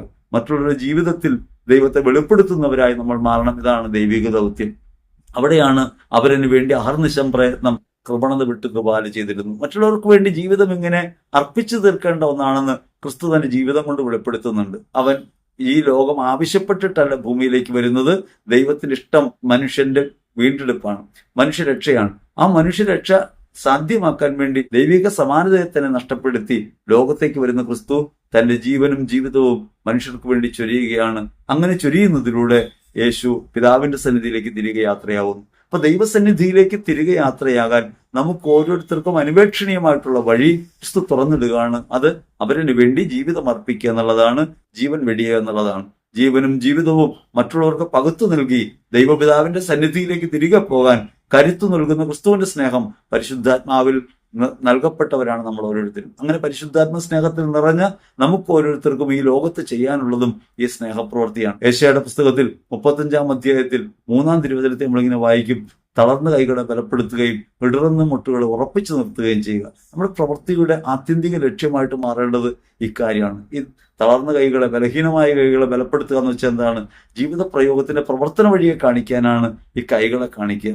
അതുകൊണ്ട് മറ്റൊരുവന്റെ ജീവിതത്തിൽ ഉണ്ടാകുന്ന ബലഹീനതയെ, അവന്റെ പ്രവൃത്തിയിൽ ഉണ്ടാകുന്ന വീഴ്ചകളെ പരിഹരിക്കുന്നവരായിട്ട് മാറാൻ പറ്റുക, അവന്റെ ജീവിതത്തിനകത്ത് ഇടപെടുന്ന ആളായിട്ട് മാറുക, ഒപ്പം തന്നെ അവന്റെ നിലനിൽപ്പിന് അവന് വേണ്ടി നിൽക്കാൻ കഴിയുക, ഇടറുന്ന മുട്ടുകളെ ബലപ്പെടുത്തുന്നവരായിട്ട് മാറുക. ഈ ഒരു പ്രവൃത്തി ചെയ്യാൻ വിളിക്കപ്പെട്ടവരാണ് നമ്മളെന്നത് പലപ്പോഴും നമ്മൾ മറന്നു പോകുന്നു. നമ്മുടെ ജീവിതം ക്രിസ്തു കേന്ദ്രീകൃതമാണോ, സെൽഫ് സെൻട്രിക് ആയ അവനവൻ കേന്ദ്രീകൃതമാണോ, അവരോന്മുഖമാണോ? ഈ 3 കാര്യങ്ങളെക്കുറിച്ച് നമ്മൾ ആലോചിക്കണം. സ്നേഹപ്രവൃത്തിയുടെ പരിപൂർണത വെളിപ്പെടുന്നത് ഇങ്ങനെ ചിന്തിക്കുമ്പോൾ മാത്രമേ നമുക്ക് വ്യക്തമായി മനസ്സിലാവൂ. ഞാൻ എൻ്റെ ജീവിതത്തിൽ എങ്ങനെയാണ് സ്നേഹത്തിൽ വർത്തിക്കുന്നത്, സ്നേഹാനുഭവമായിട്ട് മാറുന്നത്? സ്നേഹാനുഭവമായിട്ട് മാറാൻ പലതരം മാർഗങ്ങളുണ്ട്. നമുക്ക് നമ്മെ മറ്റുള്ളവർ സ്നേഹിക്കുമ്പോൾ തിരികെ സ്നേഹിക്കാം, നമുക്ക് സ്നേഹം കിട്ടാൻ വേണ്ടി മറ്റുള്ളവരെ സ്നേഹിക്കാം, നമ്മൾ നല്ലവരാണെന്ന് പറയിപ്പിക്കാൻ വേണ്ടി സ്നേഹിക്കാം. ഇങ്ങനെ നമ്മൾ തന്നെ സ്വയം കേന്ദ്രീകൃതമായിട്ട് മറ്റുള്ളവരെ സ്നേഹിക്കുകയും മറ്റുള്ളവർക്ക് നന്മ ചെയ്യുകയൊക്കെ ചെയ്യാൻ പറ്റും. ഇത് നിഷ്കളങ്കമായ സ്നേഹമല്ല. ഇതിന്റെ ആത്യന്തികമായ ലക്ഷ്യം നമ്മുടെ നന്മയാണ്, അഥവാ സ്വേച്ഛയാണ്. എന്നെ മറ്റുള്ളവർ സ്നേഹിക്കണം, എന്നെ മറ്റുള്ളവർ അംഗീകരിക്കണം, എന്നെ ബഹുമാനിക്കണം, അങ്ങനെ നല്ല വാക്ക് കേൾക്കാൻ, നന്മ കിട്ടാൻ, മറ്റുള്ളവരിൽ നിന്ന് സ്നേഹം കിട്ടാൻ വേണ്ടി നാം പ്രവർത്തിക്കുന്നു. ഇതാണ് സാമാന്യമായ ബന്ധങ്ങളിൽ നമുക്ക് കാണാൻ പറ്റുന്നത്. മക്കളെ ഈ ലോകത്ത് വിദ്യ കൊടുത്ത് വളർത്തുമ്പോഴും നന്നായിട്ടൊക്കെ നോക്കുമ്പോഴും കുടുംബ പശ്ചാത്തലങ്ങളിൽ സുരക്ഷിതമായിരിക്കാൻ വേണ്ടിയുള്ള പ്രവൃത്തികൾ ഏർപ്പെടുമ്പോഴും ഒക്കെ ബന്ധങ്ങൾക്കകത്തൊക്കെ അവരിൽ നിന്ന് ഈ സ്നേഹാനുഭവം പ്രതീക്ഷിക്കുന്നുണ്ട്. തിരികെ കിട്ടുമെന്ന പ്രതീക്ഷയാണ് ലോകത്തിന്റെ സ്നേഹത്തിന്റെ അടിസ്ഥാനം. ഇനി മറ്റൊന്ന് നമുക്ക് ചെയ്യാൻ കഴിയുന്നത്, നമുക്ക് നമ്മെ ഒഴിഞ്ഞ് അവരന് വേണ്ടി ജീവിക്കാൻ പറ്റും. എത്രത്തോളം? അവരന് വേണ്ടി അഹർനിശം പ്രയത്നം, കൃപണത വിട്ട് കൃപാല ചെയ്തിടുന്നു എന്ന പ്രവൃത്തി നമുക്ക് സാമാന്യന് സ്വയമേ നിർവഹിക്കാൻ കഴിയുന്ന കാര്യമല്ല. അത് ക്രിസ്തുവിനെ പ്രതിയാകുമ്പോൾ മാത്രമാണ്. സ്നേഹം കിട്ടാതെ നമുക്ക് നിലനിൽക്കാൻ കഴിയില്ല. സ്നേഹമാണ് ജീവൻ. അപ്പോൾ ആ സ്നേഹം അവരിൽ നിന്ന് കിട്ടാനായിട്ട് നമ്മൾ പ്രതീക്ഷിക്കുമ്പോൾ അവിടെ നമുക്ക് ബന്ധനമുണ്ടാകും, ബോണ്ടേജുകൾ ഉണ്ടാകും. യഥാർത്ഥത്തിൽ നമ്മെ സ്നേഹിക്കാൻ കഴിയുന്ന ഒരുവനേ ഉള്ളൂ. അവൻ സ്നേഹം ചൊരിഞ്ഞിട്ടുണ്ട്. ആ സ്നേഹം ക്രിസ്തുവിലാണ് വെളിപ്പെട്ടത്. ആ ക്രിസ്തു സ്നേഹത്തിൽ നാം ആയിരിക്കുകയും ക്രിസ്തുവിനെ പ്രതി അവരിന് വേണ്ടി ആയിത്തീരുകയും ചെയ്യുമ്പോഴാണ് നമുക്ക് അപരത്വത്തിൽ നിന്ന് പ്രത്യേകമായൊരു പ്രതീക്ഷയില്ലാതെ, തിരികെ കിട്ടുമെന്ന് പ്രതീക്ഷിക്കാതെ സ്നേഹിക്കാൻ പറ്റുക. ഇങ്ങനെ സ്നേഹിക്കുമ്പോൾ നമ്മൾ ക്രിസ്തുവിനെ അനുഭവിക്കുന്നു. ക്രിസ്തുവിനെ പ്രതിയായതുകൊണ്ട് നമ്മിൽ നിന്ന് സാമാന്യനെ അല്ലാതെ മാനുഷികമായല്ലാതെ ഒരു സ്നേഹം ഒഴുകുമ്പോൾ നമ്മിൽ നിന്ന് ഒഴുകുന്ന സ്നേഹം ക്രിസ്തുവിൽ നിന്നൊഴുകുന്ന സ്നേഹമായിട്ട് അവരൻ തിരിച്ചറിയുന്നു. അങ്ങനെ ക്രിസ്തു സ്നേഹത്താൽ അവരൻ നിറയുന്നു. ഇങ്ങനെ ദൈവം വെളിപ്പെടുന്നു. ജീവിതാനുഭവങ്ങൾക്കകത്ത് ദൈവത്തെ വെളിപ്പെടുത്താനുള്ള ഏകമാർഗം ഈ സ്നേഹപ്രവൃത്തിയാണ്. ഇത് നമ്മൾ തിരിച്ചറിയേണ്ടതുണ്ട്. നമുക്ക് നമ്മുടെ ജീവിതത്തിലുള്ള എന്തെങ്കിലും ഒരാൾക്ക് കൊടുക്കുന്നത് ഒരു സ്നേഹത്തിന്റെ പ്രവൃത്തിയായിട്ട് പറയാൻ കഴിയില്ല. നമ്മുടെ ജീവിതത്തിൽ കയ്യിലുള്ളത് മെച്ചമുള്ളത് ഒരാൾക്ക് കൊടുക്കുമ്പോൾ അതിനകത്ത് സ്നേഹത്തിന്റെ പ്രവൃത്തിയാണെന്ന് നമുക്ക് പറയാൻ കഴിയില്ല. കേവല ഔദാര്യം കൊണ്ട് അത് ചെയ്യാൻ പറ്റും. പക്ഷെ ഞാൻ എന്നെ തന്നെ മറ്റുള്ളവർക്ക് കൊടുക്കുക എന്ന പ്രവൃത്തി ചെയ്യുന്നത് ഒരിക്കലും ഔദാര്യത്തിന്റെ പ്രവൃത്തിയായിട്ട് ചെയ്യാൻ പറ്റില്ല. അത് സ്വയം ഉപേക്ഷയുടെ പ്രവൃത്തിയായിട്ട് ചെയ്യാൻ പറ്റും. അവനവനെ ഉപേക്ഷിക്കുന്നതിലൂടെ ക്രിസ്തുവിൽ സായുജ്യം പ്രാപിക്കുന്നതിന് വേണ്ടിയുള്ള പ്രവൃത്തിയായിട്ട് മാറുമ്പോൾ നമ്മുടെ ജീവിതത്തിൽ ഓരോ പ്രവൃത്തിയും അപരോന്മുഖമായി മാറുമെന്ന് മാത്രമല്ല, അപരത്വത്തിനകത്ത് ദൈവത്തെ വെളിപ്പെടുത്തുന്നതായിട്ട് കൂടി മാറും. ഇങ്ങനെ ദൈവത്തെ വെളിപ്പെടുത്താൻ വിളിക്കപ്പെട്ട നാം നമ്മുടെ ജീവിതത്തിൽ പലപ്പോഴും വ്യാപാര സദൃശ്യമായ ലോകത്തിന്റെ ഭാഗത്തുള്ള പ്രവൃത്തിയിലേക്ക് പോകും. നമുക്ക് എന്തെങ്കിലുമൊക്കെ കയ്യിലുണ്ട്, എന്തെങ്കിലുമൊക്കെ സ്വന്തമായുണ്ട്, എന്റേതാണെന്ന് പറയാവുന്നതുണ്ടെങ്കിൽ നമുക്കൊരിക്കലും പൂർണ്ണമായി നമ്മെ വിട്ടുകൊടുക്കാൻ കഴിഞ്ഞിട്ടില്ല എന്ന് വേണം കരുതാൻ. യേശു മലയിലെ പ്രസംഗത്തിൽ ശിഷ്യന്മാരുടെ മുഖത്തേക്ക് സൂക്ഷിച്ചു നോക്കിയിട്ടാണ് ദരിദ്രരെ നിങ്ങൾ ഭാഗ്യവാന്മാരെന്ന് യേശു പറയുന്നത്. എന്താണ് ഈ ദാരിദ്ര്യം? ക്രിസ്തുവിനെ പ്രതി സമ്പൂർണ്ണമായി ഉപേക്ഷിച്ചതുകൊണ്ടുണ്ടായ ദാരിദ്ര്യമാണ്. ക്രിസ്തുവിനെ പ്രതി ലോകത്തെ ഉപേക്ഷിച്ചതുകൊണ്ട് ഈ ലോകത്തിന്റെ ഭാഗമല്ലാതെയും ഈ ലോകത്ത് ഒന്നുമില്ലാത്തവനായിട്ട് മാറുന്നു. അങ്ങനെ അവരിന് വേണ്ടിയായി മാറാനുള്ള ഏറ്റവും പ്രാഥമികമായ നിലപാട് ക്രിസ്തുവിനെ സ്വീകരിക്കുക എന്നുള്ളതാണ്. ക്രിസ്തുവിനെ പ്രതി സമസ്തവും കൈവിടുക എന്നുള്ളതാണ്. അങ്ങനെ കൈവിട്ടവരെ നോക്കിയിട്ടാണ് നിങ്ങൾ ഭാഗ്യവാന്മാർ എന്ന് യേശു പറയുന്നത്. അപ്പൊ നമ്മൾ ഭാഗ്യപ്പെട്ടവരായി മാറുന്നത് ക്രിസ്തുവിനെ പ്രതി നമ്മെ തന്നെ ഉപേക്ഷിക്കുമ്പോഴാണ്. ക്രിസ്തുവിന്റെ സ്നേഹത്തിന് മാത്രമേ നമ്മെ ഉൾക്കൊള്ളാൻ കഴിയൂ എന്ന തിരിച്ചറിവിൽ നിന്ന് ശിഷ്യത്വത്തിലേക്ക് പ്രവേശിക്കുന്ന നമ്മൾ, യേശുവിന്റെ വഴിയെ പിന്തുടരുന്ന നമ്മൾ, യേശു മാർഗത്തിൽ അവരന് വേണ്ടി സ്വയം അർപ്പിക്കുന്നവരായി മാറുന്നു. ഇങ്ങനെ അർപ്പണം ചെയ്യുമ്പോൾ അവരൻ ദൈവത്തെ അനുഭവിക്കുകയും നാം ദൈവികമായ സഹവാസത്തിൽ എത്തിച്ചേരുകയും ക്രിസ്തുവിനെ അനുഭവിക്കുകയും ചെയ്യും. അങ്ങനെ ക്രിസ്തുവിനെ അനുഭവിക്കാൻ വിളിക്കപ്പെട്ടവരാണ് നമ്മളെന്ന ബോധ്യത്തിൽ എത്രത്തോളം നമുക്ക് എത്തിച്ചേരാൻ കഴിയുന്നുവോ അത്രത്തോളം നമ്മൾ ദൈവാനുഭവമുള്ളവരായിട്ട് മാറും, ആത്മീയ അനുഭവമുള്ളവരായിട്ട് മാറും. ഈ ആത്മീയ അനുഭവത്തിന്റെ ഏറ്റവും പ്രകടമായ ഒരു അടയാളം കാണുന്നത് അപ്പോസ്തല പ്രവൃത്തികളിലാണ്. അപ്പോസ്തല പ്രവൃത്തികളിൽ 3-ാം അധ്യായത്തിൽ പത്രോസും യോഹന്നാനും പ്രാർത്ഥനയ്ക്കായിട്ട് ദേവാലയത്തിലേക്ക് പോവാണ്. പ്രാർത്ഥനയ്ക്കായിട്ട് ദേവാലയത്തിലേക്ക് പോകുന്ന വഴിയിൽ വെച്ച് ഒരു മുടന്തനെ കാണണം. ഈ മുടന്തൻ അവരെ നോക്കുന്നുണ്ട്. അവരിൽ എന്തെങ്കിലും പ്രതീക്ഷിച്ചുകൊണ്ടാണ്. പ്രാർത്ഥിക്കാനൊക്കെ പോകുന്നവരെ വഴിയിലിരുന്ന ആളുകൾ പ്രതീക്ഷയോടെ നോക്കും നമ്മൾ കണ്ടിട്ടില്ലേ? കാരണം പ്രാർത്ഥിക്കാൻ പോകുന്ന ആളാണല്ലോ, ദൈവത്തെക്കുറിച്ച് അറിയാലോ, ഒരു ഔദാര്യമൊക്കെ ഉണ്ടാവുമല്ലോ എന്ന് വിചാരിച്ചിട്ട് നോക്കുകയാണ്. പക്ഷെ പത്രോസിനെയും യോഹന്നാന്റെയും കയ്യിൽ ഒന്നുമില്ല. ക്രിസ്തുവിനെ പ്രതി സമസ്തവും നഷ്ടപ്പെടുത്തി അവരുടെ കയ്യിൽ ഈ ഭിക്ഷുവിന് കൊടുക്കാനായി ഒന്നും പ്രത്യേകിച്ചില്ല. അതുകൊണ്ട് അവർ മുമ്പോട്ട് നടക്കുന്നു. പത്രോസ് തിരിഞ്ഞു നിന്ന് ഈ ഭിക്ഷക്കാരനെ നോക്കുകയാണ്, ഈ മുടന്തനെ നോക്കുകയാണ്. എന്നിട്ട് പറയാണ്, സ്വർണമോ വെള്ളിയോ എന്റെ പക്കലില്ല. ഈ മുടന്തൻ പത്രോസിനെയും യോഹന്നാനെയും നോക്കുന്നത് പ്രതീക്ഷയോടെയാണ്, എന്തെങ്കിലും കിട്ടുമെന്ന പ്രതീക്ഷയോടെയാണ്. പക്ഷെ തിരികെയുള്ള ഉത്തരം ഇതാണ്, സ്വർണമോ വെള്ളിയോ എന്റെ കയ്യിലില്ല, എനിക്കുള്ളത് ഞാൻ നിനക്ക് തരുന്നു. കർത്താവായ യേശുവിന്റെ നാമത്തിൽ എഴുന്നേറ്റ് നടക്കുക. എനിക്കുള്ളത് കർത്താവായ യേശുവാണ്. എന്റെ കയ്യിലുള്ളത് കർത്താവായ യേശുവിന്റെ സ്നേഹം മാത്രമാണ്. അത് ഞാൻ നിനക്ക് തരുന്നു. അവന്റെ നാമത്തിൽ എഴുന്നേറ്റ് നടക്കുക. എന്റെ കയ്യിൽ ഒന്നും ഇല്ലാതാവുമ്പോഴാണ് എൻ്റെ നാമം ഞാൻ ഉപേക്ഷിക്കുക. എൻ്റെതല്ലാത്തതാണ് യഥാർത്ഥത്തിൽ നിനക്ക് തരാൻ എൻ്റെ കയ്യിലുള്ളത്, അത് ക്രിസ്തുവാണ്. ആ ക്രിസ്തുവിനെ ഇങ്ങനെ വെളിപ്പെടുത്താൻ പറ്റുമോ എന്നുള്ളതാണ്. നമ്മൾ നമ്മുടെ സ്നേഹം വെളിപ്പെടുത്തുന്നത് നമ്മുടെ കയ്യിലുള്ള വസ്തുക്കൾ വെച്ചിട്ടാണ്. വസ്തുലോകം കൊണ്ട് സ്നേഹത്തെ വെളിപ്പെടുത്താൻ ശ്രമിക്കുന്നവരാണ് നമ്മൾ ഓരോരുത്തരും. അത് മാതാപിതാക്കളായാലും മക്കളായാലും സഹോദരങ്ങളായാലും സുഹൃത്തുക്കളായാലും ഒക്കെ സമ്മാനമൊക്കെ കൊടുത്തിട്ടാണല്ലോ സ്നേഹം പ്രഖ്യാപിക്കുന്നത്. സമ്മാനം കൊടുക്കുന്ന വസ്തുക്കളിലാണ് സ്നേഹത്തിന്റെ മൂല്യം പോലും പലപ്പോഴും നമുക്ക് കാണപ്പെടുക. എന്നെ സ്നേഹിക്കുന്ന ഒരാൾ എനിക്കൊരു സമ്മാനം തരണമെന്ന് ആഗ്രഹിക്കുകയാണ്. യഥാർത്ഥത്തിൽ നമുക്ക് മറ്റുള്ളവർക്ക് കൊടുക്കാനായി നമ്മുടേതായി ഒന്നുമില്ല. ഇതെല്ലാം രോഗത്തിന്റെ ഭാഗമായിട്ടുള്ളതാണ്. ഒരാളുടെ കയ്യിൽ നിന്ന് എടുത്ത് മറ്റൊരാൾക്ക് കൊടുക്കുന്നു എന്നല്ലാതെ അത് എന്റേതാണെന്ന് പറയാൻ നമുക്ക് കഴിയില്ല. കാരണം ഉടമാവകാശം ദൈവത്തിൻ്റെതാണ്. ക്രിസ്തുവാകുന്ന സ്നേഹമാണ് നമുക്ക് യഥാർത്ഥത്തിൽ നൽകപ്പെട്ടിട്ടുള്ളത്. പരിശുദ്ധാത്മാവാണ് നമ്മിലുള്ളത്. ആ സ്നേഹം നമ്മിലേക്ക് ചൊരിയപ്പെട്ടതാണ്. ആ സ്നേഹം പ്രയോഗക്ഷമമായി മാറുമ്പോൾ, പ്രവൃത്തിയായിട്ട് മാറുമ്പോൾ അവിടെ ക്രിസ്തുവിന്റെ നാമത്തിലാണ് പ്രവൃത്തി. അതുകൊണ്ട് എൻ്റെ കയ്യിലൊന്നുമില്ല, എനിക്കുള്ളത് ഞാൻ നിനക്ക് തരുന്നു. കർത്താവായ യേശുവിന്റെ നാമത്തിൽ എഴുന്നേറ്റ് നടക്കുക. എൻ്റെ നാമത്തിലല്ല, എൻ്റെ അധികാരത്തിലല്ല, എൻ്റെ ഉള്ളായ്മയിൽ നിന്നല്ല, എൻ്റെ ഇല്ലായ്മയിൽ നിറമായി മാറിയ ക്രിസ്തുവിനെ ഞാൻ നിനക്ക് തരുന്നു. ക്രിസ്തുവിൽ നീ എഴുന്നേറ്റ് നടക്കുക. അങ്ങനെ യേശുവിന്റെ നാമത്തിൽ ഈ മുടന്തൻ സൗഖ്യം പ്രാപിക്കുന്ന സംഭവമാണ് നമുക്കവിടെ കാണാൻ കഴിയുക. അതിനെക്കുറിച്ച് പിന്നീട് തർക്കങ്ങൾ ഉണ്ടാകുന്നുണ്ട്. ഇപ്രകാരം മുടന്തനെ സൗഖ്യപ്പെടുത്തിയതിനെ കുറിച്ച് യഹൂദർ ചോദ്യം ചെയ്യുന്നുണ്ട്. അത് സാക്ഷ്യമായിട്ട് മാറുന്നുണ്ട്. വാസ്തവത്തിൽ ഈ മുടന്തനെ സൗഖ്യപ്പെടുത്തുന്ന ക്രിസ്തുവിനെ ആ സമൂഹ മധ്യേ അനുഭവപ്പെടുത്തുന്ന പ്രവൃത്തിയാണ് നമുക്ക് കാണാൻ പറ്റുക. ക്രിസ്തുവിനെ വെളിപ്പെടുത്തുക എന്നുള്ളതാവണം നമ്മുടെ ജീവിതത്തിന്റെ ഓരോ നിമിഷത്തിന്റെയും ലക്ഷ്യം. വാസ്തവത്തിൽ നമ്മുടെ ജീവിത പ്രവൃത്തികളുടെ ലക്ഷ്യം എന്താണ്? അത് അവനവനെ വെളിപ്പെടുത്തുക എന്നുള്ളതാണ്. എൻ്റെ നാമം മഹത്വപ്പെടുത്തുക എന്നുള്ളതാണ്. അങ്ങനെ അവനവനത്തിനെ വെളിപ്പെടുത്താനുള്ള, അവനവന്റെ പ്രവൃത്തിയെ ലോകസമക്ഷം അനുഭവപ്പെടുത്താനുള്ള ശ്രമങ്ങളിലാണ്, നമ്മുടെ ഐഡന്റിറ്റി നിലനിർത്താനുള്ള ശ്രമത്തിലാണ് പലപ്പോഴും നമ്മൾ ജീവിക്കുന്നത്. നമ്മുടെ ജീവിതത്തിന്റെ സ്നേഹത്തിന്റെ പരിമിതിയുടെ ഏറ്റവും പ്രധാനപ്പെട്ട അടയാളം അതാണ്. എൻ്റെ വ്യക്തിത്വത്തെ അവരെൻ്റെ മുമ്പ് വെളിപ്പെടുത്തുക എന്നുള്ളതാണ് എൻ്റെ സ്നേഹപ്രവൃത്തിയുടെ അടയാളമായിട്ട് ഞാൻ തിരിച്ചറിയുന്നത്. പേര് പ്രധാനപ്പെട്ടതായി കരുതുന്ന, അവനവൻ പ്രധാനപ്പെട്ടതായി കരുതുന്ന ഒരു പ്രവൃത്തിയാണ് എൻ്റെ ഭാഗത്ത് നിന്നുണ്ടാകുന്നത്. അവിടെ ദൈവം വെളിപ്പെടുന്നില്ല. അപ്പൊ ദൈവത്തെ വെളിപ്പെടുത്തുക എന്നുള്ളതിന് അടിയന്തിരമായ ആവശ്യമുള്ളത് അവനവൻ ഉപേക്ഷയാണ്. ക്രിസ്തുവിനെ വെളിപ്പെടുത്തുന്ന പ്രവൃത്തിയായിട്ട് മാറണമെങ്കിൽ എന്നെ അവിടെ മറയ്ക്കേണ്ടതുണ്ട്, അല്ലെങ്കിൽ എന്നെ ഉപേക്ഷിക്കേണ്ടതുണ്ട്. എന്നെ കൈവിട്ട് മാത്രമേ എനിക്ക് ക്രിസ്തുവിനെ അനുഗമിക്കാൻ കഴിയൂ. അതാണല്ലോ വിശുദ്ധ മത്തായി സുവിശേഷത്തിൽ 16:24 പറയുന്നത്. പിന്നെ ഹിംസെൽഫ്, അവനവനെ ഉപേക്ഷിച്ചുകൊണ്ട് ക്രിസ്തുവിനെ അനുഗമിക്കുക. അങ്ങനെ ക്രിസ്തുവിനെ അനുഗമിക്കുന്ന ശിഷ്യന്മാർ മുടന്തിന് സൗഖ്യം നൽകുന്നു. ആ മുടന്തിന് നൽകുന്ന സൗഖ്യം ഒരു അനുഭവ തലത്തിലേക്ക് പ്രവേശിക്കുന്നു. തർക്കവിതർക്കങ്ങളിൽ അവിടെ ക്രിസ്തുവിന്റെ സാന്നിധ്യം വെളിപ്പെടുന്നു. യേശുവിന്റെ നാമത്തിൽ ചെയ്ത പ്രവൃത്തിയാണ് തങ്ങളുടേതെന്ന് ശിഷ്യന്മാർ വെളിപ്പെടുത്തുന്നു. ക്രിസ്തു പ്രഘോഷിക്കപ്പെടുന്നു. ജീവിതത്തിനകത്ത് നമുക്ക് ഇപ്രകാരം അവനവനെ കൈവിട്ട് അപരത്വത്തിലേക്ക് വളരാൻ കഴിയണം. അവനവനെ കൈവിട്ട് അപരത്വത്തിലേക്ക് പ്രവേശിക്കുന്നത് ക്രിസ്തുവാണ്. ഈ പ്രവൃത്തി വഴി വെളിപ്പെടുന്നത് ക്രിസ്തുവാണ്. അപ്രകാരമല്ലാതെ ലോകത്തിന് മുമ്പിൽ ക്രിസ്തുവിനെ നമുക്ക് അനുഭവപ്പെടുത്താൻ സാധ്യമല്ല. തർക്കിച്ച് സ്ഥാപിച്ചെടുക്കാവുന്ന ഒന്നല്ല ദൈവം അനുഭവതലത്തിൽ അവരന്റെ ജീവിതത്തിനകത്ത് ഇടപെടുന്ന ഒരു കരുതൽ ശേഷിയാണ്, കാരുണ്യമാണ്, അനുകമ്പയുടെ പ്രവൃത്തിയാണ്. ഇത് മാനുഷികമായ ഔദാര്യങ്ങളുമായി കൂട്ടിച്ചേർത്ത് വായിക്കരുത്. മാനുഷിക ഔദാര്യങ്ങൾ എപ്പോഴും അവരെ താഴ്ത്തുന്നതാണ്. നമ്മുടെ ഓരോ ഔദാര്യവും അവരെ താഴ്ത്തുകയെ ചെയ്യൂ. യഥാർത്ഥത്തിൽ ക്രിസ്തുവിന്റെ സ്നേഹം അവരിൽ വെളിപ്പെടേണ്ടത് കർത്തൃത്വം കർത്താവിനെ ഏൽപ്പിച്ചു കൊടുത്തുകൊണ്ടാണ്. ഈജിപ്ഷ്യൻ സന്യാസിമാരുടെ കഥകളൊക്കെ വായിക്കുമ്പോൾ അവിടെ അവർ കൊട്ട നെയ്യുന്നതിനെ കുറിച്ച് പറയുന്നുണ്ട്. അങ്ങനെ കൊട്ട നെയ്തിട്ട് എങ്ങനെയാണ് ഇത് വിനിയോഗിക്കുന്നത് പറയുന്നുണ്ട്. വളരെ രസകരമാണ് ഈജിപ്ഷ്യൻ സന്യാസിമാർ ചെയ്തിരുന്ന പ്രവൃത്തികൾ. അധ്വാനിക്കുന്നതിന്റെ ഒരു പങ്ക് അവര് പുറത്തു വെക്കും. തങ്ങളുടെ ജീവിതാവശ്യത്തിന് കഴിഞ്ഞുള്ളത് പുറത്തു വെക്കുകയാണ്. ആർക്ക് വേണമെങ്കിലും എടുക്കാം.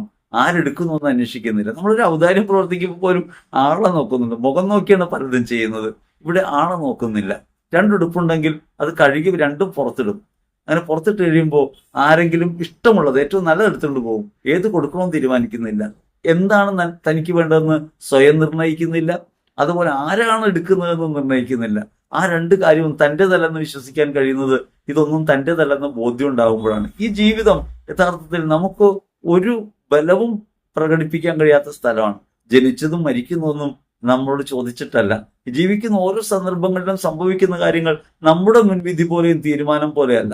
അങ്ങനെ തീർത്തും നമ്മുടേതല്ലാത്തൊരു ജീവിതത്തെ നമ്മുടേതാണെന്ന് തെറ്റിദ്ധരിച്ച് നമ്മുടെ ജീവിതം മറ്റുള്ളവർക്ക് കൊടുക്കുന്നു എന്ന ഔദാര്യബോധത്തോടെ പങ്കുവെച്ചു കൊടുത്ത് അതാണ് സ്നേഹമെന്ന് തെറ്റിദ്ധരിച്ച് നമ്മളത് മുഴുകിക്കൊണ്ടിരിക്കുകയാണ്. വാസ്തവത്തിൽ കർത്തൃത്വം ദൈവത്തിന്റെ കരങ്ങളിലാണ്. നമ്മുടേതായി ഇതിനകത്തൊന്നുമില്ല. നമ്മുടെ എല്ലാ പ്രവൃത്തികൾക്കകത്തും വെളിപ്പെടേണ്ടത് ക്രിസ്തുവിന്റെ സ്നേഹമാണ്. ഈ ക്രിസ്തുവിന്റെ സ്നേഹം എന്ന് പറയുമ്പോൾ നമ്മൾ മനസ്സിലാക്കണം, അത് മുറിവുകളുള്ള സ്നേഹമാണ്. യേശു സ്നേഹിച്ചു, അതിനടയാളം യേശുവിന്റെ കയ്യിലുണ്ട്, 5 മുറിവുകളുണ്ട്. നമ്മൾ മറ്റുള്ളവരെ സ്നേഹിക്കുന്നുണ്ട്, പ്രത്യേകിച്ചൊരു അടയാളവും കയ്യിലില്ല, നമ്മുടെ വാദങ്ങൾ മാത്രമേ ഉള്ളൂ. നമ്മൾ പറയും ഞാൻ ഇന്നത് കൊടുത്തില്ലേ, ഞാൻ ഇന്നത് കൊടുത്തില്ലേ എന്ന് പറയും. നമ്മൾ മറ്റുള്ളവരെ സ്നേഹിച്ചതിലെ കണക്കുകൾ സൂക്ഷിക്കുന്നവരാണ്. ആ കണക്കുകൾ സൂക്ഷിക്കുമ്പോൾ തെളിവായിട്ട് കൊടുക്കാൻ നമ്മുടെ രേഖയൊന്നുമില്ല. രേഖ എന്താണുള്ളത്? രേഖ മറ്റുള്ളവർ നമ്മൾ അവരെ സ്നേഹിച്ചപ്പോൾ നമുക്ക് സമ്മാനിച്ച മുറിവുകളാണ്. ആ മുറിവുകളാണ് യഥാർത്ഥത്തിൽ സ്നേഹത്തിന്റെ അടയാളങ്ങൾ. നാം ആരെ സ്നേഹിച്ചാലും മുറിവ് കിട്ടും. പലപ്പോഴും സങ്കടത്തോടെയാണ് നമ്മളത് പറയാറ്. ഞാൻ സ്നേഹിക്കുകയാണ് ചെയ്തത്, തിരിച്ചു കിട്ടിയത് അടിയാണ്. ഈ അടിയാണ് സ്നേഹിച്ചു എന്നതിന്റെ അടയാളം. അതുകൊണ്ട് അടികളെ നിരസിക്കാതിരിക്കാൻ പറ്റണം. എന്തെങ്കിലും ഒരു രേഖ വേണമല്ലോ. ആ രേഖ നമുക്ക് ലഭിച്ച മുറിവുകൾ മാത്രമായിരിക്കുന്ന കാര്യം ഓർക്കണം. ആ രേഖയാണ് നമ്മൾ മറ്റുള്ളവരെ നിർവ്യാജമായി സ്നേഹിച്ചു എന്നതിന്റെ അടയാളം. ഇനി നമുക്കത് വേദന എടുക്കാൻ കാര്യം എന്തെന്നറിയാമോ? ഈ മുറിവുകൾ നമ്മെ വേദനിപ്പിക്കാൻ കാരണം ആ മുറിവുകൾ അവരിൽ നമുക്ക് മുറിവേൽപ്പിച്ചത് കൊണ്ടല്ല, നമുക്ക് നമ്മോടുള്ള സ്നേഹമാണ് വേദനയ്ക്ക് കാരണമായിട്ട് മാറുന്നത്. എന്തുകൊണ്ടാണ് നമുക്ക് വേദന എടുക്കുന്നത് ചോദിച്ചാൽ, നമുക്ക് നമ്മോടുള്ള സ്നേഹമാണ്, നമ്മോടുള്ള പ്രിയമാണ്. നമ്മോടുള്ള പ്രിയം നഷ്ടപ്പെടുത്തി ക്രിസ്തുവിനെ സ്നേഹിക്കാൻ തുടങ്ങുമ്പോൾ സ്നേഹം മുഖേന നമുക്ക് ലഭിച്ച മുറിവുകളൊക്കെ തിരുമുറിവുകളായിട്ട് മാറും. സ്റ്റിഗ്മാറ്റൊക്കെ ആഗ്രഹിക്കുന്നവരാണ് നമ്മൾ. ക്രിസ്തുവിന്റെ പഞ്ചക്ഷതമൊക്കെ നമുക്കുണ്ടായെങ്കിൽ കൊള്ളാമെന്ന് ആഗ്രഹിക്കുന്നവരാണ് ആത്മീയ വഴിയിൽ പുരോഗമിക്കുന്ന പലരും. യഥാർത്ഥത്തിൽ അവിടെയൊക്കെ കേന്ദ്രഭാവത്തിൽ നിൽക്കുന്നത് നമ്മളാണെന്നറിയണം. യഥാർത്ഥത്തിൽ നമുക്കൊന്നും നേടാനില്ല. നമുക്ക് വേണ്ടി സൗജന്യമായി തന്നെ സ്നേഹം ചൊരിഞ്ഞ ക്രിസ്തു നമ്മിൽ നിറഞ്ഞു വസിക്കുന്നു പരിശുദ്ധാത്മാവിൽ. നമുക്ക് പ്രത്യേകിച്ചൊന്നും നേടാനില്ല. നാം ക്രിസ്തുവിലായിത്തീരുകയാണ്. ഇങ്ങനെ നമ്മെ അഴിച്ച് അവരന് വേണ്ടി കൊടുത്തുകൊണ്ടിരിക്കുമ്പോഴൊക്കെ നാം ഈ സ്നേഹാനുഭവത്തിലേക്ക് വരും. ഈ ലോകത്ത് ദൈവം ഇന്ന് വ്യവഹരിക്കപ്പെടുന്നത് കാര്യം കാണാനുള്ള ഉപാധിയായിട്ടാണ്. സ്വാർത്ഥം നിറവേറ്റാൻ, സ്വേച്ഛകൾക്ക് വേണ്ടി, അവനവന്റെ ആവശ്യങ്ങൾക്ക് വേണ്ടി സ്വകേന്ദ്രീകൃതമായി ചെയ്യുന്ന പ്രവൃത്തിയാണ് പ്രാർത്ഥന എന്ന തരത്തിൽ ഇന്ന് തരംതാണിരിക്കുന്നു. പ്രാർത്ഥനയെക്കുറിച്ച് ഇന്ന് നമ്മൾ കാണുന്നത് എങ്ങനെയാണ്? എന്റെ കാര്യമൊന്നും നടക്കാനല്ലെങ്കിൽ പിന്നെ ഞാൻ എന്തിനു പ്രാർത്ഥിക്കണം? എന്റെ ജീവിതത്തിൽ കാര്യങ്ങളൊക്കെ ചെയ്തു തരാൻ കഴിയുന്നില്ലെങ്കിൽ എന്തിനൊരു ദൈവം എന്നാണ്. യഥാർത്ഥത്തിൽ ദൈവം എന്ന് പറയുന്നത് ഞാൻ എന്നെ തന്നെ സമ്പൂർണ്ണതയിൽ അനുഭവിക്കാൻ, പൂർണ്ണമായ ബോധ്യത്തിൽ അനുഭവിക്കാൻ കഴിയുന്നൊരിടമാണ്. അല്ലെങ്കിൽ എന്നെ തന്നെ ഞാൻ തെളിയിക്കുന്നൊരിടമാണ്. എന്നെ തന്നെ ഞാൻ അനുഭവിക്കുന്ന അനുഭൂതികളുടെ ഏറ്റവും ഉന്നത തലമാണ്. അഥവാ എനിക്ക് എത്തിച്ചേരേണ്ട ഇടമാണ് എന്റെ സമ്പൂർണതയാണ്. ആ എന്റെ സമ്പൂർണത ഞാൻ ദൈവത്തിലാണ് അനുഭവിക്കേണ്ടത്.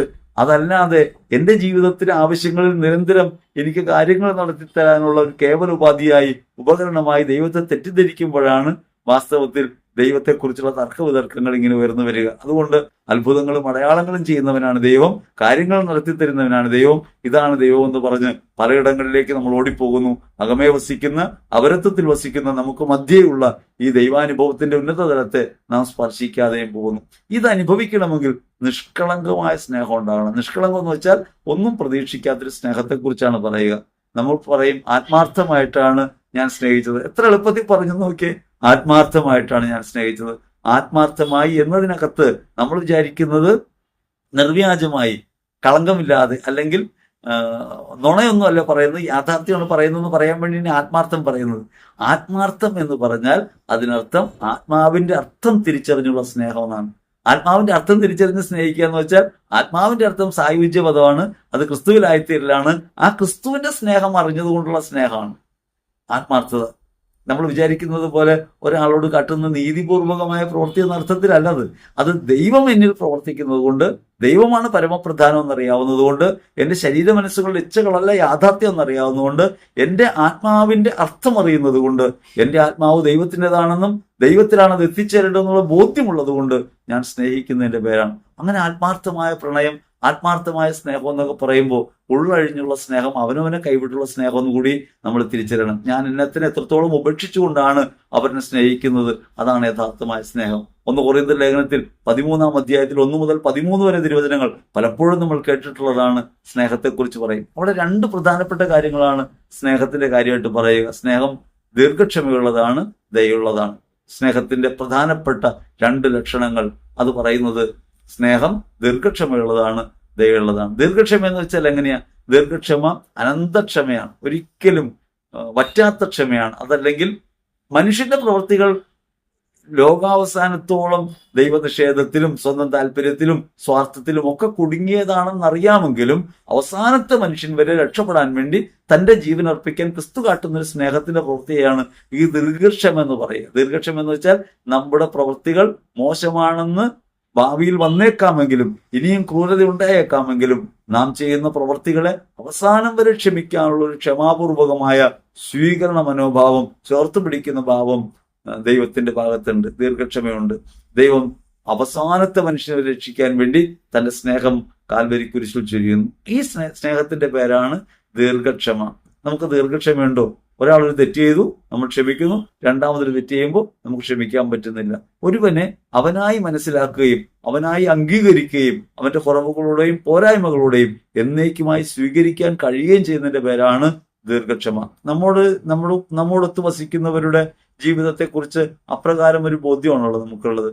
അവരെന്റെ കുറവുകളെയും പരിമിതികളെയും ഒക്കെ മനസ്സിലാക്കാനും അംഗീകരിക്കാനും സ്വീകരിക്കാനും കഴിയുന്നൊരു മനോഭാവത്തെയാണ് ക്ഷമ എന്ന് പറയാൻ പറ്റുക. അതല്ലെങ്കിൽ അസഹിഷ്ണുവാകാതിരിക്കുക, അസമാധാനമില്ലാത്തവനായി ആയിരിക്കുക, അവരുടെ പ്രവൃത്തികളെക്കുറിച്ച് വ്യാകുലപ്പെടാതിരിക്കുക, അങ്ങനെ സങ്കടപ്പെടാതിരിക്കുന്ന ഒരു ഹൃദയത്തെക്കുറിച്ചാണ്, വിഷമം ഉണ്ടാകാത്തൊരു കാര്യത്തെക്കുറിച്ചാണ് ദീർഘക്ഷമ എന്ന് പറയാൻ പറ്റുക. ഈ ലോകം ഇങ്ങനെയാണ്, ലോകത്തിന്റെ സ്വഭാവം ഇതാണ്. ആ ലോകത്തിന്റെ സ്വഭാവത്തെ തിരിച്ചറിയാനും അംഗീകരിക്കാനും കഴിയുകയും അതിനേക്കാൾ ഉപരിയായി അവനെ നമുക്ക് സ്നേഹിക്കാൻ കഴിയുകയും ചെയ്യുക. അവന്റെ ആത്മാവിനെയാണ് നാം ലക്ഷ്യം വയ്ക്കുന്നത്. അവനോടുള്ള സ്നേഹം ദൈവത്തിന് ഒരാത്മാവിനോടുള്ള ദീർഘമായ ക്ഷമയുടെ ഭാഗമായിട്ടുള്ളതായി മാറണം. അങ്ങനെ ദീർഘക്ഷമ നമുക്കുണ്ടാകുന്നതിന്റെ പേരാണ് ക്രിസ്തു കുരിശിൽ സഹിച്ച പീഡകളെല്ലാം അവസാനത്തെ മനുഷ്യൻ വരെ, അവന്റെ അവസാനത്തെ കുറവിന് വരെ പരിഹാരമായി മാറുന്നു എന്ന നിലയ്ക്ക് ദീർഘമായ ഒരുവനോട് ക്ഷമിക്കാൻ കഴിയുക എന്നുള്ളതാണ് ദീർഘക്ഷമ. അപ്പൊ നമ്മുടെ സ്നേഹത്തിന്റെ മുഖമുദ്രയായിട്ട് മാറേണ്ട ദീർഘക്ഷമയാണ്. ക്ഷിപ്രകോപികളായ നമുക്ക് ദീർഘക്ഷമയില്ലെന്ന് മാത്രമല്ല, സാധാരണ ക്ഷമ പോലും ഇല്ല എന്നുള്ളതാണ് വാസ്തവം. ഒക്കെ നമ്മുടെ സ്നേഹം എങ്ങനെ യാഥാർത്ഥ്യമാവും? നമ്മുടെ സ്നേഹം പലപ്പോഴും ഷാഢ്യങ്ങളുടേതായിട്ട് മാറിപ്പോകുന്നു. രണ്ടാമത് ദയയുള്ളതാകണം. നമുക്ക് ദയയുണ്ട്. ആരോടാണ്? അനുകമ്പയുള്ളത് കഷ്ടപ്പെടുന്നവരോടാണ്, അല്ലെങ്കിൽ ആരോരുമില്ലാത്തവരോടാണ്, എല്ലാം നഷ്ടപ്പെട്ടവരോടാണ്. യഥാർത്ഥത്തിന് അനുകമ്പ വേണ്ടത് അവരോട് മാത്രമാണോ? സകലത്തിനോടും അനുകമ്പ വേണം. ദൈവത്തിന്റെ അനുകമ്പ എങ്ങനെയാണ്? ദൈവത്തിന്റെ അനുകമ്പ സകലരോടുമായിട്ടുള്ളതാണ്. തെറ്റ് ചെയ്യുമ്പോഴും വീണു പോകുമ്പോഴും കുറവുള്ളപ്പോഴും ഒക്കെ അനുകമ്പാപൂർവം പെരുമാറാൻ ദൈവത്തിന് മാത്രമേ കഴിയൂ. ഒരുവന്റെ പ്രവൃത്തികളുടെ വീഴ്ചകളോ താഴ്ചകളോ ഉയർച്ചകളോ നോക്കാതെ അവന്റെ ഹൃദയത്തോട് എപ്പോഴും അനുകമ്പാർദ്രമായ ഒരു ബന്ധം പുലർത്താൻ കഴിയുക എന്ന് അവനവനെ ഉപേക്ഷിച്ച് അവനെ സ്വീകരിക്കാൻ കഴിയുന്ന ഭാവമാണ് അനുകമ്പ. ഇങ്ങനൊരു അനുകമ്പ ദൈവത്തിനുണ്ട്. ദൈവം പരമനന്മയാണ്. പക്ഷെ ദൈവം സ്നേഹിക്കുന്നത് നന്മയൊന്നുമല്ലാത്ത മനുഷ്യനെയാണ്. നന്മതിന്മകൾക്ക് തുടരുന്ന ഒരു മനുഷ്യനെ ദൈവം സ്നേഹിക്കുന്നത് അനുകമ്പയോടെയാണ്. ആ അനുകമ്പയാണ് തന്റെ പുത്രനെ തന്നെ ലോകത്തിന് നൽകാൻ അവിടുത്തെ പ്രേരിപ്പിക്കുന്നത്. കാൽവരി കുരിശിൽ സ്വയം അർപ്പിക്കാനായിട്ട് ക്രിസ്തുവിനെ ബലപ്പെടുത്തുന്നത്. ഈ അനുകമ്പ നമുക്കുണ്ടാകണം. വീണു പോകുന്നവരോടും തെറ്റിൽപ്പെട്ടു പോകുന്നവരോടും ബലഹീനരോടും അനുകമ്പാപൂർവമായി നമുക്ക് പ്രവർത്തിക്കാൻ കഴിയണം. ക്രിസ്തുവിന്റെ മനോഭാവത്തോടെ കാണാൻ പറ്റണം. അതുകൊണ്ടാണ് റാങ്ങിനെ വിക്ടർ യൂഗോയുടെ പാവങ്ങളിലും മെത്രാൻ സ്നേഹിക്കുന്നത്. ഇവനെന്റെ സഹോദരൻ എന്ന് പറയാൻ മെത്രാനെ ബലപ്പെടുത്തുന്നത് ഈ സ്നേഹമാണ്.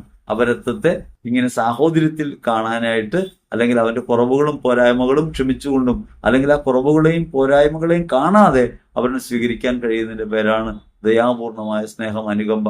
ഈ അനുകമ്പ നമുക്ക് എല്ലാറ്റിനോടും ഉണ്ടാകേണ്ടതുണ്ട്, ചുറ്റുപാടുകളോട് ഉണ്ടാകേണ്ടതുണ്ട്.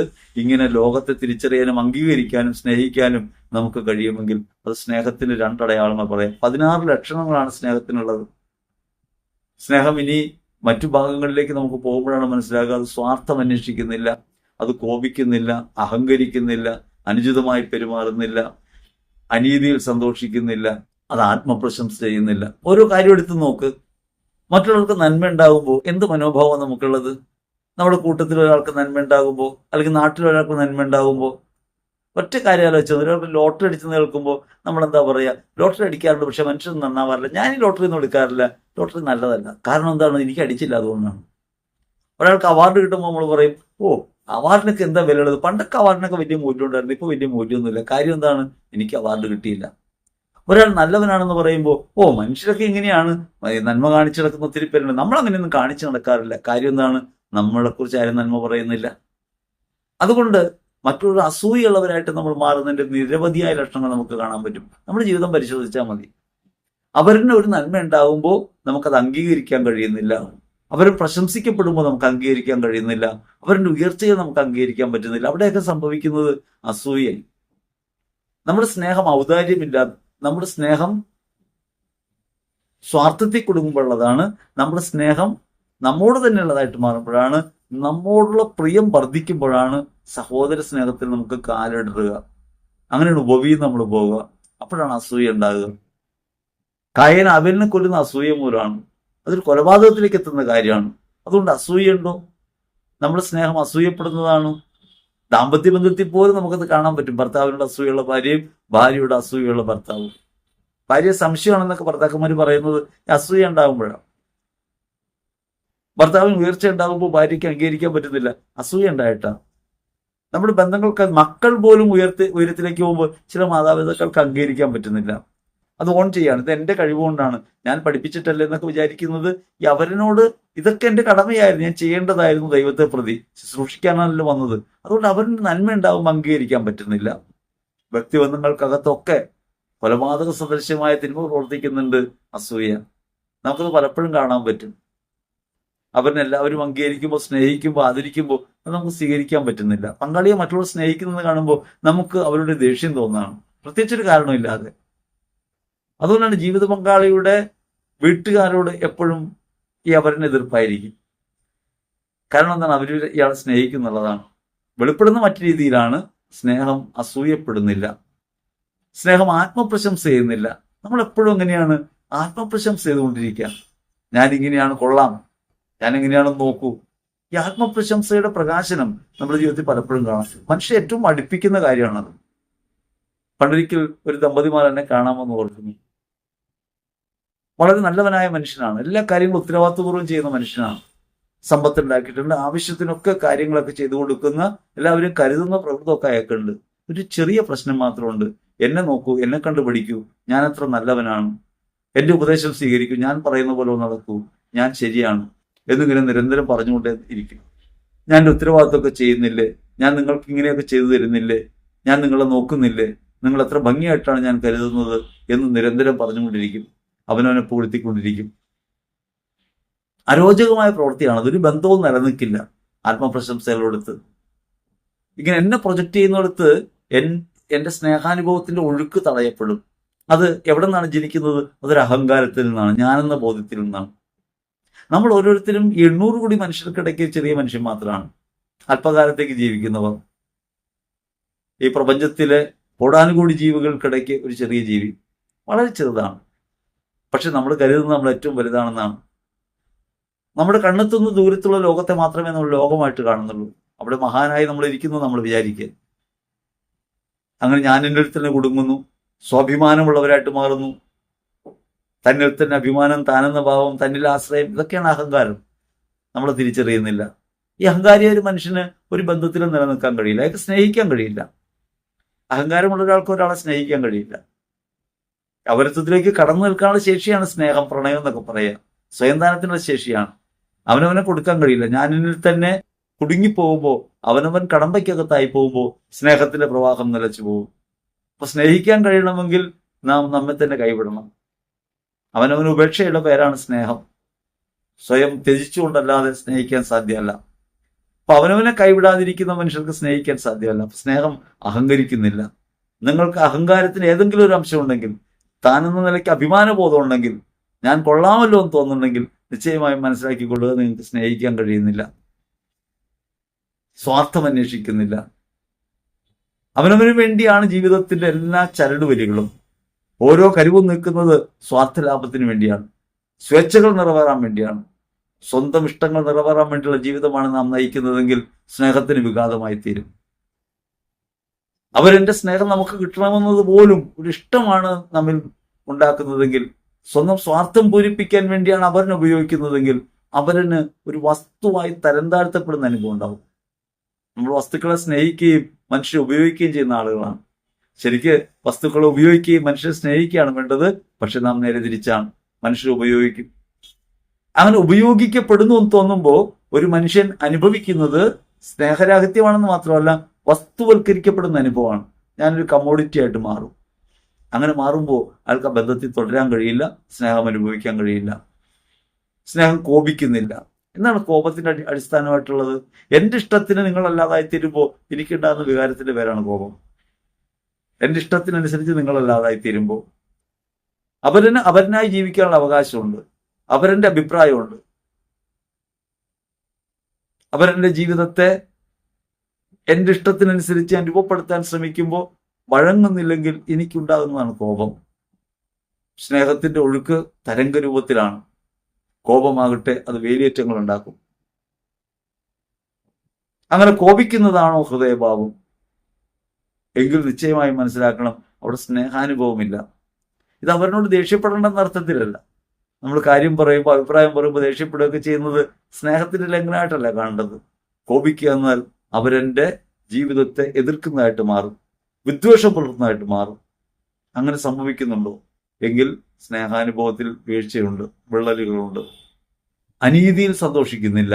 എന്താണ് നീതി? നീതി അവരുടെ നീതീകരിക്കുക എന്നുള്ളതാണ്. അനീതി എന്താണ്? കാരുണ്യരഹിതമായ ജീവിതമാണ്. ദൈവത്തിന്റെ നീതി കാരുണ്യമാണ്.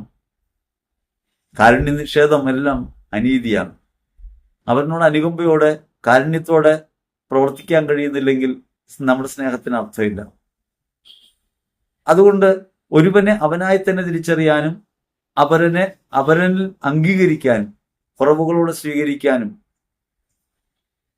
അപരോന്മുഖമായി ജീവിക്കാനും നമുക്ക് കഴിയാതെ പോകുന്നിടത്തൊക്കെ ദൈവസ്നേഹം തടയപ്പെടുന്നുണ്ട്, അല്ലെങ്കിൽ ദൈവസ്നേഹാനുഭവം തടയപ്പെടുന്നുണ്ട്. ദൈവത്തെ വെളിപ്പെടുത്താൻ വന്ന നാം ഈ ലോകത്തിന് കൊടുക്കുന്നത് പ്രകാശമാണോ അന്ധകാരമാണോ എന്ന് ചിന്തിക്കണം. സത്യത്തിൽ ആഹ്ലാദിക്കണം. എന്താണ് സത്യം? അങ്ങയുടെ വചനമാണല്ലോ സത്യം. ക്രിസ്തുവിൽ സന്തോഷിക്കാൻ കഴിയണം. ക്രിസ്തുവിൽ എങ്ങനെയാണ് സന്തോഷിക്കുക? ക്രിസ്തുവിൽ സന്തോഷിക്കുന്നത് അവരൻ വളരുമ്പോഴാണ്, അവരന് നന്മ ഉണ്ടാകുമ്പോഴാണ്, വീണ്ടെടുക്കപ്പെടുമ്പോഴാണ്, അവരന് സ്വസ്ഥനാകുമ്പോഴാണ്. അങ്ങനെ മറ്റുള്ളവരുടെ വിമോചനത്തിൽ സന്തോഷമുള്ളവരായിട്ട് മാറണം. ജീവിതത്തിലെ ക്ലേശങ്ങളിൽ പരിതാപമില്ലാത്തവരായിട്ട് മാറണം. സത്യത്തിൽ ആഹ്ലാദിക്കുന്നവരായി മാറണം. അപമാനം ഏൽക്കുമ്പോൾ പോലും ആഹ്ലാദിക്കണമെന്നാണ് മത്തായി സുവിശേഷം 5:11 പഠിപ്പിക്കുക. ക്രിസ്തുവിനെ പ്രതി പീഡ ഏൽക്കുമ്പോൾ ആനന്ദിച്ച് ആഹ്ലാദിക്കാനുള്ള മനോഭാവം ഉണ്ടാകണം. അങ്ങനെ ആയിത്തീരുമ്പോഴാണ് സ്നേഹം നിർവ്യാജമായിട്ട് മാറുക, കളങ്കരഹിതമായിട്ട് മാറുക. സകലതും സഹിക്കുന്ന, സകലതും വിശ്വസിക്കുന്ന, സകലതും പ്രത്യാശിക്കുന്ന ഒന്നായിട്ട് നമ്മുടെ ജീവിതം മാറണം. അങ്ങനെ പ്രത്യാശയിൽ ഉന്നിയ ഒരു സ്നേഹാനുഭവം ഈ ലോകത്തിന് പകർന്നു കൊടുക്കാൻ നമുക്ക് കഴിയുമ്പോഴാണ് യഥാർത്ഥത്തിൽ ക്രിസ്തുവിനെ ലോകത്ത് വെളിപ്പെടുത്താൻ കഴിയുക. നിങ്ങൾക്ക് വാദിച്ച് ക്രിസ്തുവിനെ സ്ഥാപിക്കാൻ സാധ്യമല്ല, നിങ്ങൾക്ക് സ്നേഹിച്ച് ക്രിസ്തുവിനെ വെളിപ്പെടുത്താൻ കഴിയും.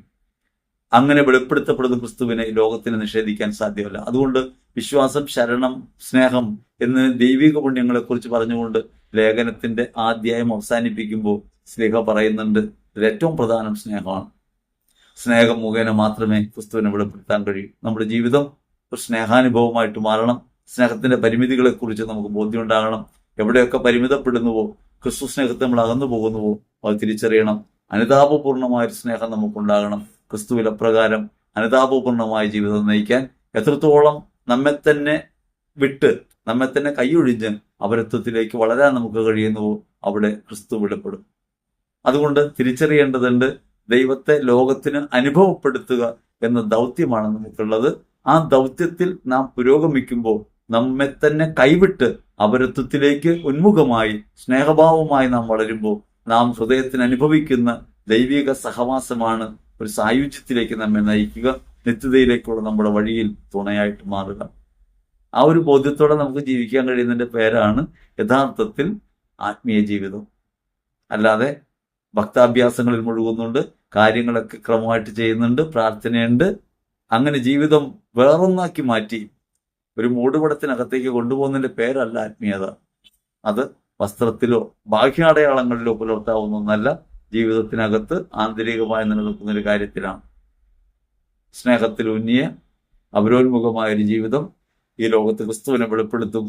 ആ വെളിപ്പെടുത്തപ്പെട്ട ക്രിസ്തുവിനെ ലോകത്തിന് തിരിച്ചറിയാൻ കഴിയും.